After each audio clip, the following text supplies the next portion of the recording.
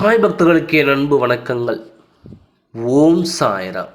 என் அன்பு குழந்தையே, இன்று உன் சாயப்பா நீ உயிராக நினைத்து கொண்டிருக்கின்ற ஒரு உறவை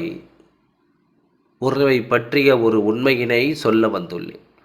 அதை உன் சாயப்பா வெளிப்படையாக புட்டு புட்டு வைத்து விடலாம் என்று வந்துள்ளேன்.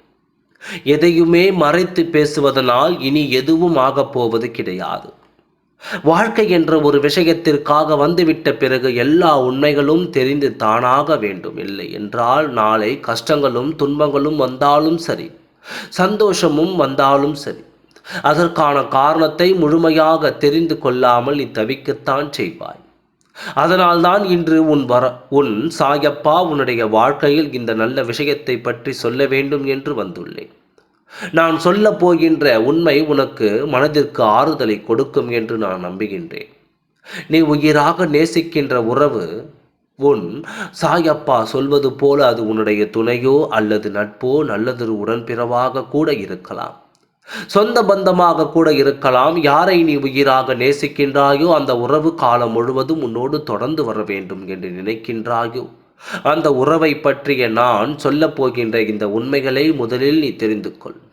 அதன் பிறகு அந்த உறவோடு பழக வேண்டுமா வேண்டாமா என்பதை பற்றிய நீயே முடிவெடுத்துக்கொள்.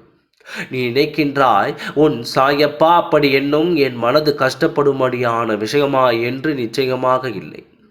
இந்த சாயப்பா என்னாலுமே உனக்கு நல்ல செய்தியினை மட்டுமே கொண்டு வந்து சேர்ப்பேன். எந்நேரமும் ஏதாவது ஒரு கஷ்டமான விஷயத்தை உனக்கு சொல்லிவிட்டேன் என்றால் நிச்சயமாக அதிலிருந்து உனக்கு நல்ல ஒரு முடிவு கிடைக்க கூடியதாக மட்டுமே அது இருக்கும் என்பதை நீ புரிந்து கொள்ள வேண்டும். அந்த உயிரான உறவு உன்னை பற்றி சில விஷயங்களை மனதிற்குள் நினைத்து கொண்டிருக்கின்றார்கள். சில பிரச்சனைகள் சில கஷ்டங்கள் வந்துவிட பொழுது அதையெல்லாம் தாங்கிக் கொள்ள முடியாமல் எல்லா விஷயங்களை அந்த உயிரான உறவிடம்தான் நீ பகிர்ந்து கொண்டாய். ஏனென்றால் உன் வாழ்க்கையில் உனக்கென்று எந்த விஷயமாக இருந்தாலும் அதனை பகிர்ந்து கொள்வதற்கென்று அவர்கள் மட்டுமே இருந்தார்கள். எத்தனை உறவுகளும் நட்புகளும் சுற்றி இருந்தாலும் எல்லாவற்றையும் எல்லோரிடமும் சொல்லிவிட முடியாதல்லவா? அதனால் என் குழந்தை எல்லாவற்றையுமே இந்த உயிரான உறவிடம் மட்டும்தான் நீ சொல்லிக் கொண்டிருக்கின்றாய்.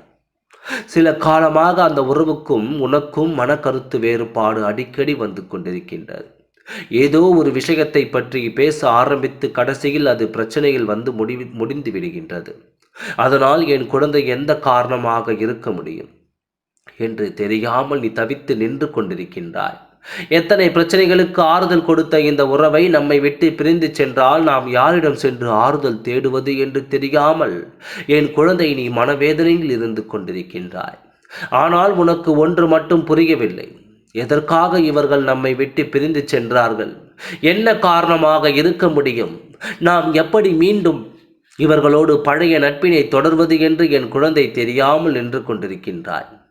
நீ தேடி நிற்கின்ற அந்த உண்மையான உறவு உன்னை பற்றி நினைக்கின்ற விஷயங்களை பற்றி நீ தெரிந்து கொண்டாய். ஆனால் நிச்சயமாக என் குழந்தைக்கு மனதில் தெளிவு கிடைத்துவிடும். அவர்களின் மனதில் என்னென்ன எண்ணங்கள் இருக்கின்றது என்பதனை நீ புரிந்து கொண்டால் நிச்சயமாக உன் வாழ்க்கையில் உனக்கு நல்லதொரு தெளிவு மட்டுமல்ல, எதிர்காலத்தை பற்றிய ஒரு நல்ல சிந்தனையும் உனக்குள் பிறக்கும். எதிர்காலம் என்ற ஒன்று அவர்களை சார்ந்தது இல்லை என்பது உண்மைதான். ஆனால் நீ செய்ய நினைக்கின்ற விஷயங்களை எல்லாவற்றிற்குமே அவர்களை இத்தனை நாட்களும் நீ சம்பந்தப்படுத்தியிருக்கின்றாய்.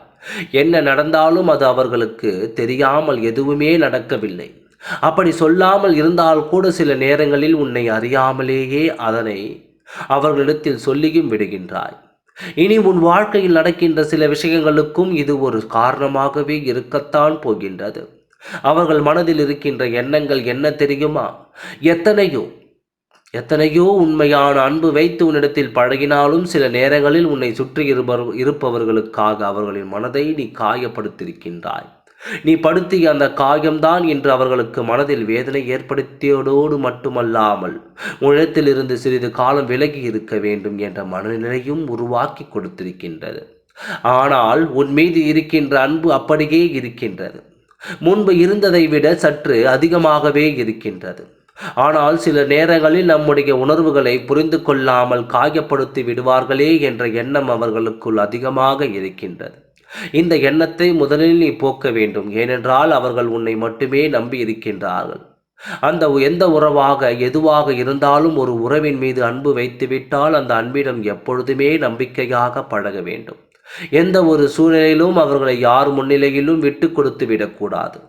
உதாரணத்திற்கு உனக்கு சொல்ல வேண்டும் என்றால், ஒரு நல்ல நட்பு உன்னுடைய உறவினர்கள் இருக்கின்ற இடத்திற்கு வருகிறார்கள் என்றால் அவர்கள் பேசுகின்ற வார்த்தைகள் கேட்டு அவர்கள் முன்னிலையில் உன்னுடைய நட்பினை நீ விட்டு கொடுக்க கூடாது. எந்த ஒரு சூழ்நிலையிலும் உனக்கு கஷ்டம் என்ற ஒன்று வரும்பொழுது அந்த உறவுகள் ஒரு நாளும் கை கொடுத்ததில்லை. ஆனால் இந்த நட்பு உனக்காக கை கொடுத்திருக்கின்றது. உன்னுடைய துணை